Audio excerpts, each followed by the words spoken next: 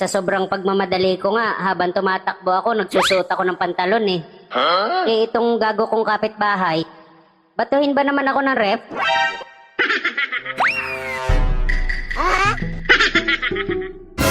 Ano nangyari sa'yo? Dok, masakit po likod ko. Bakit? Ano nangyari sa likod mo?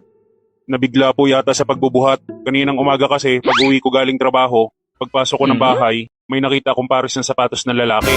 Eh hindi naman akin yon. Kaya nagduda ako, baka may ibang lalaki ang asawa ko. Kaya dali-dali akong umakyat sa taas para mahuli ko sila.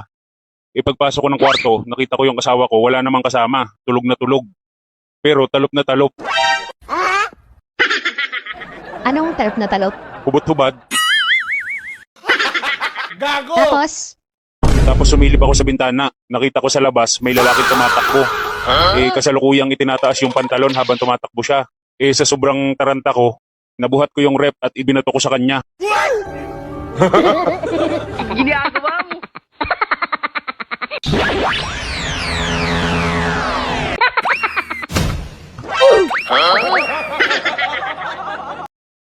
Kaya ayun, masakit ang likod ko ngayon. o sige. Uminom ka lang muna ng pain reliever at baka naman kaya pa yan. Balik ka sa atin pag talagang hindi kinaya. Sige po, Dok.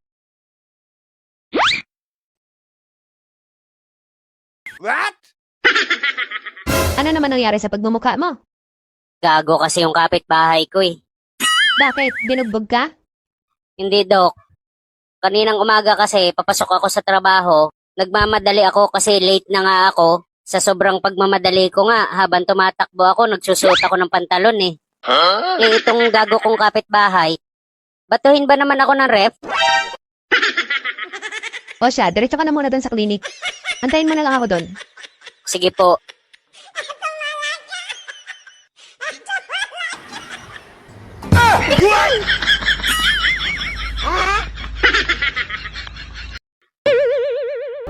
Oh, ikaw naman, ano nangyari sa'yo? Dok, masakit po ang buong katawan ko. Tapos pumutok pa yung ulo ko. Eh, ano ba kasi nangyari sa'yo? Kagabi po kasi, doon ako natulog sa bahay ng kumari ko. Eh napasarap ang tulog ko, inabot ako ng umaga. Eh nung umaga, naramdaman kong dumating si kumpare, dali-dali ako nagtago sa ref. Oh, tapos? Nawali ka ni kumpare mo, binugbog ka. Naramdaman ko kasi sa loob ng ref, lumindol. Eh pakiramdam ko, nagpagulong-gulong yung ref. Tapos paglabas ko sa ref, nasa kalsada na pala ako. O sige, resetahan kita ng pain reliever. Tapos pag uwi mo, magkulong ka muna sa kwarto mga 2 linggo, huwag ka muna lalabas. Bakit, Dok? Para mabilis akong gumaling? Hindi. Kasi baka makita ka ni kumpare mo, tutuluyan ka na nun.